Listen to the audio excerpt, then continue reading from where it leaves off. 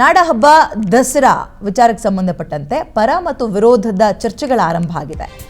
ಮೈಸೂರಲ್ಲಿ ಕರಾವಳಿಯ ಆಚರಣೆಗೆ ಯದುವೀರ್ ಮತ್ತು ಪ್ರತಾಪ್ ಸಿಂಹ ಮಾಜಿ ಸಂಸದರು ಮತ್ತು ಹಾಲಿ ಸಂಸದರು ಕಂಬಳ ಮೈಸೂರಿಗೆ ಬರೋದಕ್ಕೆ ಆಕ್ಷೇಪ ವ್ಯಕ್ತಪಡಿಸಿದ್ದಾರೆ.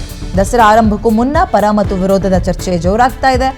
ಅಕ್ಟೋಬರ್ 18 ಮತ್ತು 19ಕ್ಕೆ ಕಂಬಳ ಆಯೋಜನೆಗೆ ಪ್ಲಾನ್ ಮಾಡ್ಕೊಂಡಿದ್ದಾರೆ. 11ನೇ ತಾರೀಕು ಚಾಲನೆ ಕೊಡ್ತಾರೆ ದಸರಾಗೆ. ಕರಾವಳಿ ಭಾಗದ ಸಾಂಸ್ಕೃತಿಕ ಆಚರಣೆಗೆ ಮೈಸೂರಲ್ಲಿ ಏನು ಜಾಗ, ಯಾಕೆ ಜಾಗ ಅವಕಾಶ ಮಾಡಿಕೊಡ್ತೀರಿ? ಏನಾದರೂ ಕನೆಕ್ಷನ್ ಇದೆಯಾ? ಯಾಕೆ ಈ ರೀತಿಯ ಇಲ್ಲ ಸಲ್ಲದಂತಹ ಚರ್ಚೆಗಳನ್ನು ಹುಟ್ಟಾಕುವಂತೆ ನೀವು ನಡ್ಕೊಳ್ತೀರಿ ಅಂತ ಈಗ ಬಿಜೆಪಿಯವರು ಪ್ರಶ್ನೆ ಮಾಡ್ತಾ ಇದ್ದಾರೆ. ಕಂಬಳ ಕಲ್ಚರಲ್ ಮತ್ತು ಪೊಲಿಟಿಕಲ್ ಡಿಬೇಟ್ಗೆ ಈಗ ಕಾರಣ ಆಗ್ತಾ ಇದೆ. ಕಳೆದ ಬಾರಿಯ ದಸರಾದ ಗೆಸ್ಟ್ ವಿಚಾರವಾಗಿ ಜೋರು ಚರ್ಚೆಗಳಾಗಿತ್ತು, ಹೈಪ್ ಪಡೆದುಕೊಂಡಿತ್ತು. ಈ ಸಲ ಆಚರಣೆಗೆ ಸಂಬಂಧಪಟ್ಟಂತೆ ಚರ್ಚೆಗಳ ಆರಂಭ ಆಗಿದೆ. ಇವಾಗ ಕಂಬಳನು ಕೂಡ ಕಾರ್ಯಕ್ರಮ ಮಾಡ್ತಾರೆ ಅಂತ ಹೇಳಿದ್ರು ದಸರಾ ಸಮಯದಲ್ಲಿ. ನಾವೇನು ಅದಕ್ಕೆ ಆಕ್ಷೇಪ ಅಂತಲ್ಲ, ಇದು ಕರಾವಳಿಗೆ ಸೇರಿರುವಂತದ್ದು ಒಂದು ಒಳ್ಳೆಯ ಸಂಸ್ಕೃತಿ. ಹೌದು, ಕನ್ನಡಿಗರ ಸಂಸ್ಕೃತಿನೂ ಕೂಡ, ಬಟ್ ಕರಾವಳಿಗೆ ಸೇರಿರ್ತಕ್ಕಂಥದ್ದು, ಆ ಮಣ್ಣಿಗೆ ಆ ಭೂಮಿಗೆ ಸೇರಿರುವಂತದ್ದು, ಅವರು ಎಲ್ಲ ಒಂದು ಧಾರ್ಮಿಕ ಹಿನ್ನೆಲೆ ಇರ್ತಕ್ಕಂಥ ಒಂದು ಸಂಸ್ಕೃತಿ, ಅದು ಒಂದು ಪರಂಪರೆ, ಅದು ಒಂದು ಕ್ರೀಡೆನೂ ಕೂಡ. ಆದ್ರೆ ಅಲ್ಲಿ ಎಲ್ಲಾ ಪೂಜಾ ಪುನಸ್ಕಾರಗಳು ಮಾಡಿ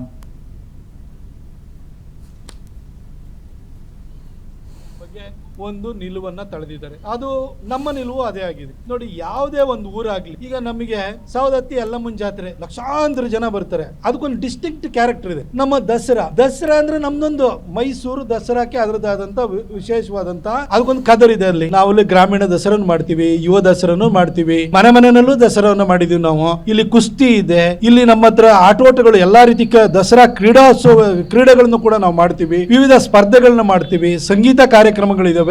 ಮೈಸೂರು ಮಹಾರಾಜರು ವಿಜಯನಗರ ಸಾಮ್ರಾಜ್ಯದ ಪತನದ ನಂತರ ದಸರಾವನ್ನ ಆರಂಭಿಸಿದ್ರು. ಆ ದಸರಾ ಅದ್ರ ಪರಂಪರೆ ಏನ್ ನಡ್ಕೊಂಡು ಬರ್ತಾ ಇದೆ, ಹಾಗೆ ಸಾಂಪ್ರದಾಯಿಕವಾಗಿ ಶಾಸ್ತ್ರೋಕ್ತವಾಗಿ ಇಲ್ಲೊಂದಷ್ಟು ಕಾರ್ಯಕ್ರಮಗಳನ್ನ ನಾವು ಮಾಡ್ತಾ ಇದೀವಿ. ಇದು ನಮ್ಮ ಮೈಸೂರು ದಸರಾ. ನಮ್ಮ ಮೈಸೂರು ದಸರಾಕ್ಕೆ ಬೇರೆ ಬೇರೆ ಎಲಿಮೆಂಟ್ ನ ಮನರಂಜನೆಗೆ ಇನ್ನೊಂದಕ್ಕೆಲ್ಲ ಸೇರಿಸುವಂತದ್ದು ಏನಿಲ್ಲ, ಅಗತ್ಯ ಇಲ್ಲ. ಮೈಸೂರಿನಲ್ಲಿ ಚಲನಚಿತ್ರೋತ್ಸವನು ಕೂಡ ಇಲ್ಲ ಆಗುತ್ತೆ. ಮೈಸೂರಲ್ಲಿ ಸಾಕಷ್ಟು ವಿವಿಧತೆ ಮೈಸೂರು ದಸರಾಕ್ಕೆ ಇದೆ. ಹಾಗಾಗಿ ಮೈಸೂರು ದಸರಾಕ್ಕೆ ಇನ್ನೆಲ್ಲಿಂದಲೋ ಏನೋ ತಂದು ಅದಕ್ಕೆ ಸೇರಿಸಬೇಕಾದ ಅಗತ್ಯತೆ ಇಲ್ಲ ಅಂತ ನಮ್ಮ ಸಂಸದರು ಕೂಡ ಒಂದು ನಿಲುವನ್ನು ತಳೆದಿದ್ದಾರೆ. ನಾಡಹಬ್ಬ ಮೈಸೂರು ದಸರಾಗೆ ಈಗಿನಿಂದಲೇ ಭರದ ಸಿದ್ಧತೆಗಳಾಗ್ತಾ ಇದೆ. ದಸರಾ ಆಚರಣೆ ವಿಚಾರದಲ್ಲಿ ಆರಂಭದಲ್ಲೇ ಆಕ್ಷೇಪಗಳು ಕೇಳಿ ಬರ್ತಾ ಇದೆ. ಮೈಸೂರು ದಸರಾದಲ್ಲಿ ಕಂಬಳ ಆಚರಣೆಯ ವಿರುದ್ಧ ಅಸಮಾಧಾನ ಜೋರಾಗಿದ್ದು, ಸಂಸದ ಯದುವೀರ್, ಮಾಜಿ ಸಂಸದ ಪ್ರತಾಪ್ ಸಿಂಹ ಆಕ್ಷೇಪವನ್ನು ವ್ಯಕ್ತಪಡಿಸಿದ್ದಾರೆ. ನಮ್ಮ ಹಬ್ಬದಲ್ಲಿ ಬೇರೆ ಸಂಪ್ರದಾಯವನ್ನ ಅಥವಾ ಆಚರಣೆಯನ್ನ ಮಿಕ್ಸ್ ಮಾಡೋದು ಬೇಡ, ಯಾಕೆ ಮಾಡಬೇಕು, ನಮ್ಮಲ್ಲಿ ಆಚರಣೆಗಳಿಲ್ವಾ ಅಂತ ಕೇಳ್ತಾ ಇದ್ದಾರೆ. ಎಕ್ಸಾಂಪಲ್ ನಾವು ನೋಡ್ತಾ ಹೋಗೋದಾದ್ರೆ ದಸರಾ ಟೈಮ್ನಲ್ಲಿ ಅದರಲ್ಲೂ ಈ ವಜ್ರ ಮುಷ್ಟಿ ಕಾಳಗ ಇಲ್ಲ, ಮೈ ನವಿರೇಳಿಸುವಂತಹ ಕಾರ್ಯಕ್ರಮಗಳು, ಕುಸ್ತಿ ಇರುತ್ತೆ. ಸೊ ಅಂಥವಿದ್ದಾಗ ಬೇರೆದಕ್ಕೆ ಯಾಕೆ ಅವಕಾಶ ಮಾಡಿಕೊಡ್ತೀರಿ ಅಂತ ಕೇಳ್ತಾ ಇದ್ದಾರೆ. ಮುಖ್ಯವಾಗಿ ಕಂಬಳ ಎಲ್ಲಕ್ಕಿಂತ ದೊಡ್ಡ ಚರ್ಚೆ ಆಗ್ತಾ ಇರುವಂಥದ್ದು 2 ವಾರದಿಂದ. ನಾವು ಹೇಳಿದ್ವಿ, ಇಲ್ಲಿ ಮೈಸೂರು ನಮಗೆ ಭಾಳ ಕರಾವಳಿ ಭಾಗದ ಎಲ್ಲ ಇಡೀ ಸಾಂಸ್ಕೃತಿಕ ಕ್ರೀಡೆಗೂ ಕೂಡ ಭಾಳ ದೊಡ್ಡ ಗೌರವ ಇದೆ ಮೈಸೂರಲ್ಲಿ.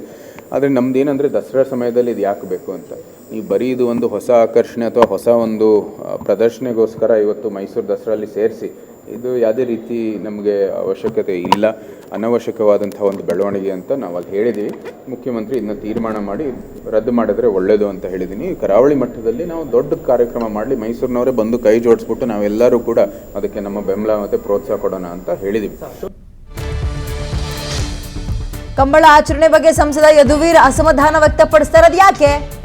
ನಾನು ಕಂಬಳವನ್ನ ವಿರೋಧಿಸ್ತಾ ಇಲ್ಲ, ಅದು ನಮ್ಮ ರಾಜ್ಯದ ಹೆಮ್ಮೆ, ಆ ಭಾಗದ ಸಾಂಪ್ರದಾಯಿಕ ಆಚರಣೆ, ಆ ಭಾಗದಲ್ಲೇ ಆದ್ರೆ ಅದು ಉತ್ತಮ ಅಲ್ವಾ?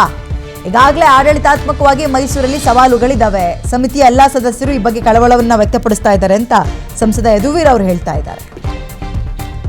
ಇನ್ನೊಂದು ಚರ್ಚೆ ಏನ್ ಬರ್ತಾ ಇದೆ ಇದರಲ್ಲಿ ಅಂದ್ರೆ, ಫಸ್ಟ್ ಯದುವೀರ್ ಅವರ ಸ್ಟೇಟ್ಮೆಂಟ್ ಕೇಳಿಸ್ಕೊಳ್ಳೋಣ, ಮತ್ತೆ ಮಾತಾಡೋಣ ಇದ್ರ ಬಗ್ಗೆ.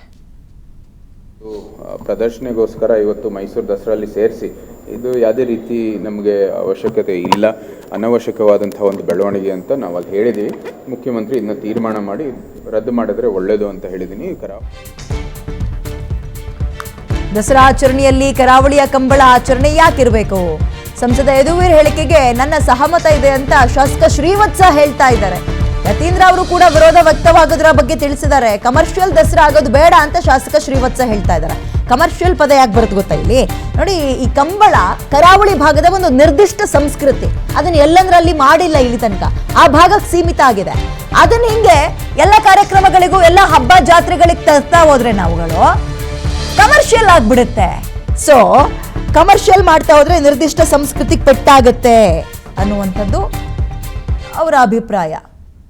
ಡೀಟೇಲ್ಸ್ ನನ್ನ ಕಲೀಗ ರಂಜನ್ ನೀಡ್ತಾ ಹೋಗ್ತಾರೆ. ರಂಜನ್, ಹೋದ್ಸಲದ ದಸರಾ ಗೆಸ್ಟ್ ವಿಚಾರವಾಗಿ ಚರ್ಚೆಗೆ ಕಾರಣ ಆಗಿತ್ತು. ಈ ಸಲ ಸಾಂಸ್ಕೃತಿಕ ಚಟುವಟಿಕೆಗೆ ಸಂಬಂಧಪಟ್ಟಂತೆ ಚರ್ಚೆಗೆ ಕಾರಣ ಆಗ್ತಾ ಇದೆ. ಯಾರ್ಯಾರು ಏನಂತ ಇದ್ದಾರೆ, ಕಂಬಳ ಯಾಕೆ ಬೇಕಂತೆ, ಯಾರು ಬೇಡ ಅಂತ ಇದ್ದಾರೆ, ಡೀಟೇಲ್ಸ್ ಕೊಡ್ತಾ ಹೋಗೋದಾದ್ರೆ ರಂಜನ್. ಖಂಡಿತವಾಗ್ಲೂ ವಿದ್ಯಾ ಮಲ್ನಾಡ್, ಕಳೆದ ಬಾರಿಯ ದಸರಾದಲ್ಲಿ ಒಂದಿಷ್ಟು ಉದ್ಘಾಟನೆಯ ವಿಚಾರವಾಗಿ ಸಾಕಷ್ಟು ದಸರಾ ಚರ್ಚೆಗೆ ಕಾರಣವಾಗಿತ್ತು. ಆದರೆ ಈ ಬಾರಿಯ ದಸರಾ ಸಿದ್ಧತೆ ವೇಳೆ ಈಗಾಗಲೇ ಕಂಬಳ ಅನ್ನುವಂಥ ವಿಚಾರ ಈಗ ಮುನ್ನೆಲೆಗೆ ಬಂದಿರುವಂಥದ್ದು. ನಿನ್ನೆ ಸಿಎಂ ನೇತೃತ್ವದಲ್ಲಿ ದಸರಾವನ್ನ ಹೇಗೆ ಮಾಡಬೇಕು, ದಸರಾಗೆ ಸಿದ್ಧತೆ ಹೇಗೆಲ್ಲ ಇರಬೇಕು ಅನ್ನುವಂಥ ನಿಟ್ಟಿನಲ್ಲಿ ಸಿಎಂ ನೇತೃತ್ವದಲ್ಲಿ ವಿಧಾನಸೌಧದಲ್ಲಿ ಸಭೆಯನ್ನು ನಡೆಸಲಾಗಿತ್ತು. ಅದರಲ್ಲಿ ಸಿಎಂ ಘೋಷಣೆ ಮಾಡ್ತಾರೆ, ಈ ಬಾರಿಯ ಕಂಬಳ ಅದ್ದೂರಿಯಾಗಿ ನಡೆಸ್ತೀವಿ, ಜೊತೆಗೆ ಬರಗಾಲ ಇದ್ರೂ ಕೂಡ ದಸರಾ ಆಚರಣೆ ಯಥಾ ಪ್ರಕಾರ ಪ್ರತಿ ವರ್ಷ ಆಚರಣೆ ಆದಂಗೆ ಆಗುತ್ತೆ. ಅದರಲ್ಲೂ ಪ್ರಮುಖವಾಗಿ ಈ ಬಾರಿಯ ಕಂಬಳದಲ್ಲಿ ಈ ಬಾರಿಯ ದಸರಾದಲ್ಲಿ ಕಂಬಳ ಅನ್ನೋ ಒಂದು ವಿಶೇಷ ಜಾನಪದ ಕ್ರೀಡೆ, ಕರಾವಳಿ ಭಾಗದ ಜಾನಪದ ಕ್ರೀಡೆ ಕಂಬಳ ಅನ್ನೋದು ಮೈಸೂರಿನಲ್ಲಿ ನಡೆಯುತ್ತೆ ಅನ್ನುವಂಥ ನಿಟ್ಟಿನಲ್ಲಿ ಸಿಎಂ ಹೇಳಿಕೆಯನ್ನು ಕೊಡ್ತಾರೆ. ಅದಾದ ಬಳಿಕ ಈ ಒಂದು ವಿಚಾರಗಳು ಸಾಕಷ್ಟು ರಾಜಕೀಯ ವಿವಾದಕ್ಕೆ ಕಾರಣವಾಗಿರುವಂಥದ್ದು. ಒಂದು ಕಡೆಯಿಂದಾಗಿ ಕಂಬಳ ಅನ್ನೋದು ಕರಾವಳಿಯ ಕ್ರೀಡೆ, ಈ ಒಂದು ಕಂಬಳವನ್ನು ಕರಾವಳಿ ಭಾಗದಲ್ಲಿ ನಡೆಸಿದ್ರೆ ಉತ್ತಮ. ಆದರೆ ಮೈಸೂರು ದಸರಾದಲ್ಲಿ ಅನೇಕ ಜಾನಪದ ಕ್ರೀಡೆಗಳಿವೆ, ಈ ಒಂದು ಕ್ರೀಡೆಗಳನ್ನು ನಡೆಸಿದ್ರೆ ನಮ್ಮ ಸಂಸ್ಕೃತಿಯನ್ನು ಪ್ರೋತ್ಸಾಹಿಸಿದಂಗೆ ಆಗುತ್ತೆ ಅನ್ನುವಂಥ ನಿಟ್ಟಿನಲ್ಲಿ ಯದುವೀರ್ ಅವರು ಹೇಳಿಕೆಯನ್ನು ಕೊಟ್ಟರೆ, ಒಂದು ಕಡೆಯಿಂದಾಗಿ ಪ್ರತಾಪ್ ಸಿಂಹ ಅವರು ಕೂಡ ಈ ಒಂದು ಹೇಳಿಕೆಗೆ ಸಾಥನ್ನು ಕೊಟ್ಟಿರುವಂಥದ್ದು. ಜೊತೆಗೆ ಶಾಸಕ ಶ್ರೀವತ್ಸ ಅವರು ಕೂಡ ಕಮರ್ಷಿಯಲ್ ಮಾಡೋದು ಬೇಡ ದಸರಾವನ್ನ ಅನ್ನುವಂಥ ನಿಟ್ಟಿನಲ್ಲಿ ಹೇಳಿಕೆಯನ್ನು ಕೊಟ್ಟಿದ್ದಾರೆ. ಆದರೆ ಕಂಬಳ ಅನ್ನೋದು ಯಾಕೆ ಆಚರಣೆ ಮಾಡಬೇಕು ಅನ್ನೋದು ಒಂದು ಕಡೆ, ಆದರೆ ಯಾಕೆ ಆಚರಣೆ ಮಾಡಬಾರ್ದು ಅನ್ನೋದು ಪರ ವಿರೋಧ ಚರ್ಚೆಗಳು ಕೂಡ ನಡೀತಿರುವಂಥದ್ದು. ಒಂದು ಕಡೆಯಿಂದಾಗಿ ಕರಾವಳಿ ಭಾಗದಲ್ಲಿ ಕಂಬಳ ಅನ್ನೋದು ಪ್ರಸಿದ್ಧ ಜಾನಪದ ಕ್ರೀಡೆ, ಆ ಒಂದು ಜಾನಪದ ಕ್ರೀಡೆಗೆ ತನ್ನದೇ ವೈಶಿಷ್ಟ್ಯ ವಿಶೇಷಗಳಿವೆ. ಜೊತೆಗೆ ಕಂಬಳ ಅನ್ನೋದು ಮೈಸೂರಲ್ಲಿ ಮಾಡಬೇಕಾದ್ರೆ ಅದಕ್ಕೆ ಸಾಕಷ್ಟು ಸವಾಲು ಕೂಡ ಇದೆ. ಒಂದು ಕಡೆಯಿಂದಾಗಿ ಮೈಸೂರಲ್ಲಿ ದಸರಾ ಮಾಡೋದೇ ಸರ್ಕಾರಕ್ಕೆ ಆಡಳಿತಾತ್ಮಕ ವಿಚಾರದಲ್ಲಿ ಸಾಕಷ್ಟು ಸವಾಲಿರುವಂತಹ ಸಂದರ್ಭದಲ್ಲಿ ಕಂಬಳ ಅನ್ನೋ ಒಂದು ಹೊಸ ತಲೆನೋವು ಬೇಡ ಅನ್ನುವಂತಹ ನಿಲುವು ಮೈಸೂರಿನ ಭಾಗದ ಮಹಾರಾಜರದ್ದು ಆಗಿರುತ್ತೆ. ಇನ್ನೊಂದು ಕಡೆಯಿಂದಾಗಿ ಕಂಬಳಕ್ಕೆ ಏನು ಕೋಣಗಳನ್ನು ಓಡಿಸ್ತೀವಿ, ಆ ಕೋಣಗಳಿಂದ ಹಿಡಿದು ಒಂದಿಷ್ಟು ಜೋಡಿ ಕೋಣಗಳಿರ್ಬೋದು, ಅದು ಓಡಿಸುವಂತಹ ಓಟಗಾರರು ಇರ್ಬೋದು, ಒಂದು ಸಮಿತಿ ಅಂದ್ರೆ ಎಂಟೈರ್ ಒಂದು ಪ್ರೋಸೆಸ್ ಅನ್ನು ಮಾಡಬೇಕಾದ್ರೆ ಒಂದು ಹಂತದ ತಲೆನೋವು ಆಗಿರುತ್ತೆ. ಹಿನ್ನೆಲೆಯಲ್ಲಿ ದಸರಾಗೆ ಮತ್ತೆ ಕಂಬಳವನ್ನು ಮಾಡಬೇಕು ಅಂದ್ರೆ ಅಲ್ಲಿ ಕಂಬಳಕ್ಕೆ ಬೇಕಾದಂತಹ ಯೋಗ್ಯವಾದಂತಹ ಒಂದು ಗದ್ದೆ ಇರ್ಬೋದು ಅಥವಾ ಕೋಣಗಳಿರ್ಬೋದು, ಒಂದು ಕರಾವಳಿ ಭಾಗದಿಂದ ಶಿಫ್ಟ್ ಮಾಡಿಸಬೇಕಾಗುತ್ತೆ. ಈ ಒಂದು ಸಂದರ್ಭದಲ್ಲಿ ಸಾಕಷ್ಟು ನಮಗೆ ತಲೆನೋವು ಆಗುತ್ತೆ. ಆಡಳಿತಾತ್ಮಕ ವಿಚಾರದಲ್ಲೂ ಕೂಡ ಕಂಬಳವನ್ನು ಮೈಸೂರಲ್ಲಿ ಮಾಡೋದು ನಮಗೆ ನಮಗೆ ಪರವಾಗಿಲ್ಲ ಅನ್ನುವಂಥ ನಿಟ್ಟಿನಲ್ಲಿ ಕೂಡ ಒಂದು ರೀತಿಯಲ್ಲಿ ಆಕ್ರೋಶವನ್ನ ಜೊತೆಗೆ ಒಂದಿಷ್ಟು ವಿರೋಧವನ್ನ ವ್ಯಕ್ತಪಡಿಸಿರುವಂತದ್ದು. ಆದ್ರೆ ಕಂಬಳ ಯಾಕೆ ಮಾಡಬೇಕಂದ್ರೆ ಕಂಬಳ ಒಂದು ಬೇರೆ ಸಂಸ್ಕೃತಿ ಅಲ್ಲ, ರಾಜ್ಯದ ಬೇರೆ ಕಡೆ ನಡೆಸೇ ಇಲ್ಲ ಅನ್ನಂಗೇನಿಲ್ಲ. ಇದೇ ಬೆಂಗಳೂರಿನಲ್ಲಿ ಕರಾವಳಿ ಹಬ್ಬ ಅಂತೇನೋ ಮಾಡಿದ್ರು, ಕಂಬಳವನ್ನ ನಡೆಸಿದ್ರು. ಅವಾಗ ಬೆಂಗಳೂರಿನಲ್ಲಿ ಆಗುತ್ತೆ, ಮೈಸೂರಲ್ಲಿ ಯಾಕೆ ಬೇಡ ಅಂತಲೂ ಪ್ರಶ್ನೆ ಕೇಳ್ತಾರೆ.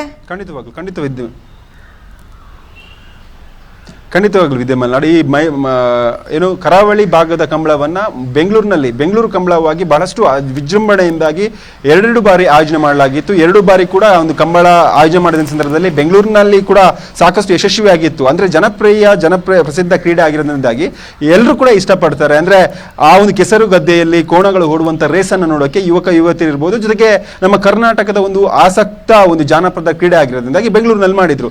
ಇದೇ ಒಂದು ವಿಚಾರ ಬೆಂಗಳೂರಲ್ಲಿ ಸಕ್ಸಸ್ ಆಯ್ತಲ್ವಾ, ಮೈಸೂರಿನಲ್ಲಿ ಕೂಡ ಮಾಡಬಹುದು. ಜೊತೆಗೆ ಮೈಸೂರಲ್ಲಿ ಸಾಕಷ್ಟು ಒಂದು ಕ್ರೀಡಾ ಅಭಿಮಾನಿಗಳನ್ನು ಸೆಳೆಬಹುದು ಅನ್ನುವಂಥ ನಿಟ್ಟಿನಲ್ಲಿ ಸಿಎಂ ಎಲ್ಲೋ ಯೋಚನೆ ಮಾಡಿದ್ರು. ಆದ್ರೆ ಈ ಒಂದು ವಿಚಾರವನ್ನ ಆ ಒಂದು ಭಾಗದ ಒಂದು ಪ್ರಸಿದ್ಧ ಜಾನಪದ ಕ್ರೀಡೆ ಈ ಭಾಗದಲ್ಲಿ ಆಚರಣೆ ಮಾಡೋದು ಬೇಡ ಅನ್ನೋದು ಕೂಡ ಒಂದು ಚರ್ಚೆಗೆ ಮತ್ತೆ ಪ್ರಶ್ನಾರ್ಥಕ ವಿಚಾರವಾಗಿರುವಂತದ್ದು. ಯಾಕೆ ಬೇಡ ಅನ್ನೋದು ಕೂಡ ಸ್ಪಷ್ಟೀಕರಣ ಕೊಡ್ತಿದ್ದಾರೆ. ಒಂದ್ ಕಡೆಯಿಂದಾಗಿ ದಸರಾ ಮಾಡೋದೇ ದೊಡ್ಡ ಮಟ್ಟದ ಟಾಸ್ಕ್ ಆಗಿದೆ. ಅಂದ್ರೆ ಕಳೆದ ಬಾರಿ ನಾನು ದಸರಾ ಸಂದರ್ಭದಲ್ಲಿ ಕೂಡ ರಿಪೋರ್ಟಿಂಗ್ ಅನ್ನ ಮಾಡುವ ಸಂದರ್ಭದಲ್ಲಿ ಸಾಕಷ್ಟು ಸವಾಲುಗಳನ್ನ ಮೈಸೂರು ಜಿಲ್ಲಾಡಳಿತ ಮತ್ತೆ ಮೈಸೂರು ದಸರಾ ಆಯೋಜನೆ ಮಾಡುವಂತ ಆಡಳಿತ ಮಂಡಳಿ ಫೇಸ್ ಮಾಡಿತ್ತು. ಅಂದ್ರೆ ನೀವು ಹೇಳಿದ್ರಿ ಮಲ್ಲಗಂಬ ಇರ್ಬೋದು, ಕುಸ್ತಿ ಇರ್ಬೋದು, ಈ ಒಂದು ಕ್ರೀಡೆಗಳನ್ನೇ ಆಯೋಜನೆ ಮಾಡುವ ಸಂದರ್ಭದಲ್ಲಿ ಒಂದಿಷ್ಟು ಸವಾಲುಗಳು ಎದುರಾಗಿತ್ತು. ಆದ್ರೆ ಕಂಬಳವನ್ನು ಆಯೋಜನೆ ಮಾಡೋಕೆ ಪೂರ್ವ ಸಿದ್ಧತೆ ಬೇಕಾಗುತ್ತೆ, ಜೊತೆಗೆ ಸಾಕಷ್ಟು ಮುನ್ನೆಚ್ಚರಿಕೆ ಕ್ರಮಗಳು ಕೂಡ ಬೇಕಾಗುತ್ತೆ. ಈ ಹಿನ್ನೆಲೆಯಲ್ಲಿ ಈ ಒಂದು ಕಂಬಳ ಕ್ರೀಡೆಯನ್ನು ವಿರೋಧ ವ್ಯಕ್ತಪಡಿಸ್ತಿರ್ಬೋದು. ಆದ್ರೆ ಇದಕ್ಕೆ ಕರಾವಳಿ ಭಾಗದ ಕಂಬಳ ಅಭಿಮಾನಿಗಳು ಜೊತೆಗೆ ಕಂಬಳವನ್ನು ನಡೆಸುವ ಸಮಿತಿ ಏನ್ ಹೇಳುತ್ತೆ ಅನ್ನೋದು ಕೂಡ ಇಲ್ಲಿ ಕಾದ್ ನೋಡ್ಬೇಕಾಗಿದೆ. ವಿದ್ಯಮಾನ, ಥ್ಯಾಂಕ್ ಯು ರಂಜನ್ ಡೀಟೇಲ್ಸ್.